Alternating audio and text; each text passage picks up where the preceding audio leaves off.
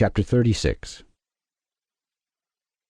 And in the 6th year of this week, 2162 a.m., Isaac called his 2 sons, Esau and Jacob, and they came to him, and he said to them, My sons, I am going the way of my fathers, to the eternal house where my fathers are.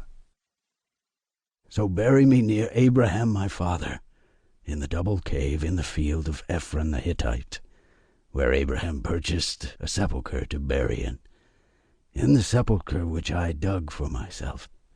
There, bury me there.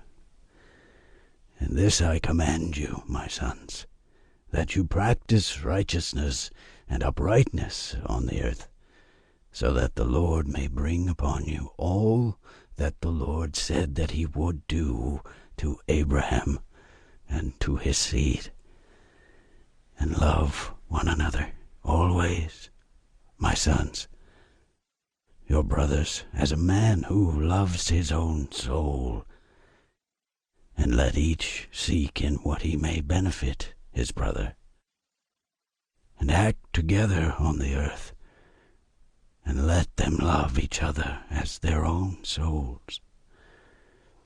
And concerning the question of idols, I command and admonish you to reject them and hate them, and do not love them, for they are full of deception for those that worship them, and for those that bow down to them. Remember, my sons, the Lord God of Abraham, your father, and how I too worshipped him and served him in righteousness and in joy, that he might multiply you and increase your seed as the stars of heaven in multitude, and establish you on the earth as a plant of righteousness, which will not be rooted out unto all the generations forever. And now I shall make you swear a great oath, for there is no oath which is greater than it by the name glorious and honored and great and splendid and wonderful and mighty, which created the heavens and the earth and all things together, that you will fear him and worship him, and that each will love his brother with affection and righteousness, and that neither will desire evil against his brother from henceforth forever, all the days of your life, so that you may prosper in all your deeds and not be destroyed. And if either of you devises evil against his brother, know that from henceforth every one that devises evil against his brother shall fall into his hand, and shall be rooted out of the land of the living, and his seed shall be destroyed from under heaven. But on the day of turbulence and execration and indignation and anger, with flaming, devouring fire, as he burnt Sodom, so likewise will he burn his land and his city and all that is his.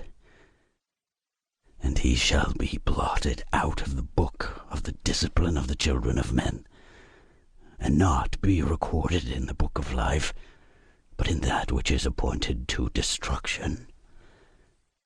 And he shall depart into eternal execration, so that their condemnation may be always renewed in hate and in execration and in wrath and in torment and in indignation and in plagues and in disease forever.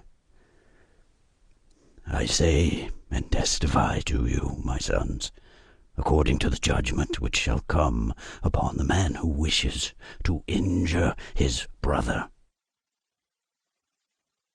And he divided all his possessions between the two on that day, and he gave the larger portion to him that was the firstborn, and the tower, and all that was around it, and all that Abraham possessed at the well of the oath. And he said, This larger portion I will give to the firstborn. And Esau said, I have sold to Jacob, and given my birthright to Jacob. To him let it be given. And I have not a single word to say regarding it, for it is his.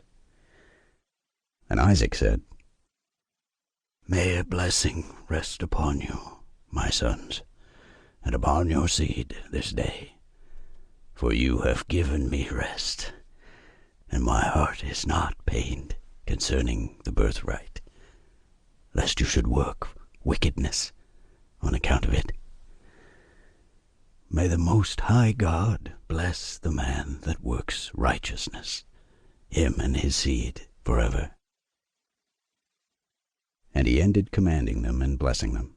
And they ate and drank together before him. And he rejoiced, because there was one mind between them. And they went forth from him, and rested that day, and slept. And Isaac slept on his bed that day, rejoicing. And he slept the eternal sleep, and died 180 years old. He completed 25 weeks and 5 years. And his 2 sons, Esau and Jacob, buried him. And Esau went to the land of Edom, to the mountains of Seir, and dwelt there. And Jacob dwelt in the mountains of Hebron, in the tower of the land of the sojournings of his father Abraham. And he worshipped the Lord with all his heart, and according to the visible commands, according as he had divided the days of his generations.